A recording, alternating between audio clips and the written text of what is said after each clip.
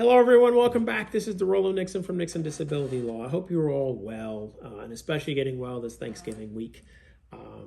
Anyway, as you know, we're coming to you as part of our Veterans Month campaign, where we're bringing to you videos about veterans with history, trivia, and important information that veterans and the families and communities that support them need to know to help them win the benefits they deserve. Today's topic, we're carrying on again. Major theme is why you need a VA lawyer. And the sub-theme is, do you know why VA really denied your claim? And it's part 2 of do you know why VA really denied your claim? So we talked about missing evidence. We also talked about how VA may deny a claim where VA itself has not obtained the evidence. Now, normally this would be a problem, right? Because VA has something called the duty to assist. I'm sure you've heard of that, right? The duty to assist in developing the claim. I'm going to spare you the legalese that talks about how that duty evolved over the last few decades. But at the end of the day, what you need to know is that while you still have the burden of proving your claim as a veteran, VA has the duty to assist you in getting the evidence necessary to decide the claim. Most often what this means is VA will order exams when there's enough evidence to show that you could have a claim, but not enough to grant it right out of the gate. Okay? So, you may not be surprised, especially if you've been through this process, that sometimes those examinations produce opinions that are negative, opinions that VA uses to deny your claim. Okay? We call these bad opinions. And just so you understand the frequency of these things, so you don't feel bad about yourself, I would say that at least 25% of my practice as an accredited VA disability lawyer is dedicated to fighting bad opinions. It's dedicated to fighting opinions that the veterans got before they came to me, and dedicated, frankly, to fighting opinions that sometimes they get after they come to me. Okay? So, fighting bad opinions is part of my job. And so there's different ways I know how to look at what's in the file to determine if we actually have a bad opinion that we can easily dispense with, or a bad opinion that's going to require a good opinion to trump it or knock it out. Okay?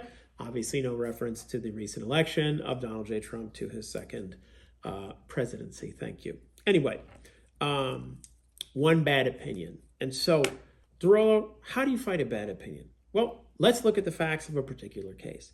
The facts of the case will help us decide how to fight a bad opinion. Okay? They will point us to what we need to look to see if VA has followed the law in a way that either makes their decision more firm or that shows that there may be a more direct way to get that opinion challenged. So, what makes an opinion bad? Well, did the person who wrote the opinion have the qualifications and experience necessary to actually render the opinion? Would it surprise you to know that one of my clients who has an organic disease in his brain that has shown up on his imagery, right, CT scans and MRIs, for, let's say, at least 20 years, okay, that VA would send him to a family practitioner for an opinion? Does that surprise you? Does that surprise anyone here? How about VA sending him to a chiropractor for an opinion about the neurological disorder in his brain? That also happened. These have the makings of a negative opinion, and we fought that one, okay?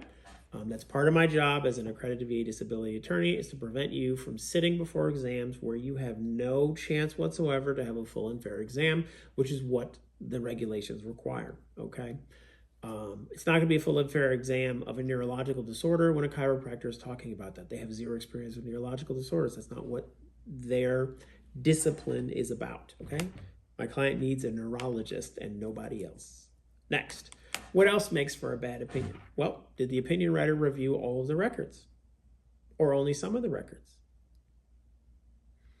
Here's a tip if you're sitting in a mental health exam, okay? Ask the examiner at the beginning of the exam, have you reviewed my claims file?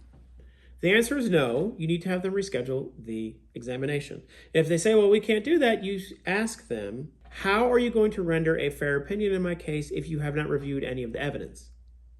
And they probably won't have a good answer because there isn't a good answer. Their job is to review that beforehand, not to wait till afterwards and then review things to try to fit whatever opinion they came up with whole cloth out of thin air or just on their first encounter with you. That's not a full and fair medical exam, okay? What else to look out for? Did they review your claims file? Yes. Ask them the next specific question. If it's a service connection claim, ask them if they reviewed your entrance physical. Why?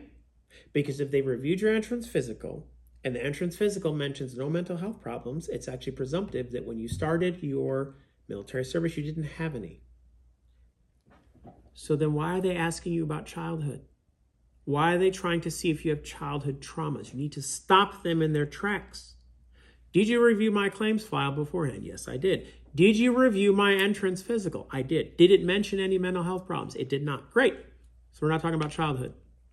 You get right to the heart of the issue. Okay? So I'm going to wrap this one up. We're still talking about, do you know IVA really said no to your claim? We'll pick up with that next time, where we will talk about the benefit of the doubt doctrine, okay, which also relates to why VA said no and may point to why VA really said no. Thank you so much.